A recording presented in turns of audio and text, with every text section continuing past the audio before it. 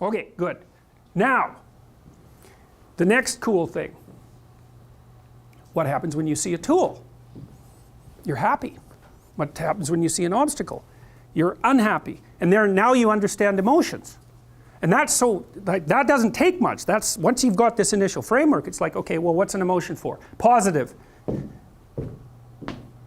Move forward. Negative. Get away. Indeterminate. Stop. That's anxiety. Stop. You're not where you think you are. Your map isn't producing the desired outcome. It's wrong. What should you do? You don't know. Stop. Because if you don't know where to go, there's no point going anywhere. And then what? Prepare. That's anxiety. Stop. Prepare. Well, people hate that because, well, for obvious reasons. Prepare. For what? Everything. Yeah. Very, very demanding psychophysiologically. And that's also something that's really worth knowing. It's like anxiety isn't just a psychological state that's unpleasant. It's like you're revved up and you're burning resources like mad. And you're in a biochemical state such that that's optimized for quick action, but that's toxic if you inhabit it for any length of time. So not knowing what to do, that is not good. And it isn't just that it makes you feel bad. It hurts you, it damages you, it can kill you. It'll make you age, it'll make you fat, it'll give you diabetes, it'll suppress your immune system so you're more likely to develop cancer. It'll damage your brain, your hippocampus. It'll increase the probability that you have Alzheimer's. It's like, it's no joke that. It's you're running your machinery faster than you can replenish it. So it's not a state that you can be in. It's not a state you can tolerate because it's anxiety, it's anxious. But it's also not a state you can live in. And so, I don't know where I am means everything's relevant and I have to ramp up my capacity for action to deal with that. Bad. People do not like that. We do not like not to be where we think we are. We really, really, really don't like that. And we structure almost all of our environments constantly so that never happens.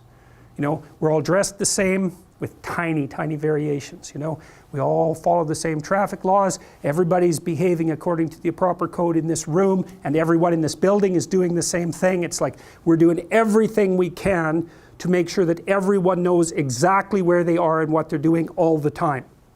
And that's because when we're in that state, we can advance cautiously using positive things and maintain a modicum of positive emotion. That's what we're basically trying to do. Okay, so you want to set up your world so that you're surrounded by things that move you along your way, that obstacles are minimized, and that almost everything can be ignored. Okay, so emotion. Positive emotion, that's dopaminergic. That's incentive reward. You experience it in relationship to a goal. Because, you know, most of the time when you talk to behavioral psychologists, they'll tell you reward is a satiation consequence. You're hungry, you get a piece of food, that's rewarding. It's like, that's consumatory reward. And that shuts down the motivational system. It's satiating, it makes you satisfied. That's not the same as incentive reward. Incentive reward says, come this way, good things are over here, good things are over here. And that's dopaminergic. And that's the kind of reward people really like. We live for that.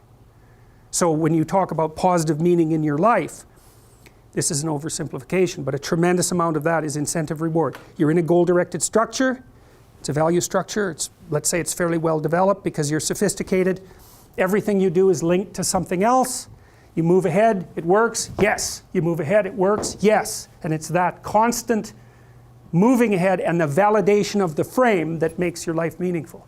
And so that also means no value system, no positive emotion, which is another thing that's so much worth knowing. You know, the postmodernists complain about value systems constantly, and they say, well, the problem with a value system is that it includes some people, winners, and excludes other people, losers. It's like, yes, that's true. What's the answer? Flatten the value system. It's like, so there's no losers. Fine, no winners either. And if the value system is flat, there's no point B. What the hell are you going to do? Where's your positive emotion? You got nothing to, you're going to wander around being happy that the value system is flat. It's like, no, you're not. Because when you flatten out value systems, you don't get rid of suffering, because you can't. All you get rid of is the possibility of positive emotion. And that is not a good solution. So then you leave people with nothing but negative emotion. It's so naive. Okay, so good. So now we know. You're going from point A to point B. You're doing that with an action. If things are working out, if you see facilitators along the way that you can utilize, you get a kick of positive emotion.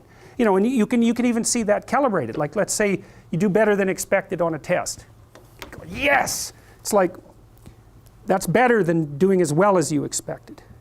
Because what the message is that not only am I moving towards my desired goal, but I'm moving along faster and with less effort than I thought. It's like, bang! Positive reinforcement. Right? And you think, yes! Well, that's it. That's meaning. That's a big chunk of meaning.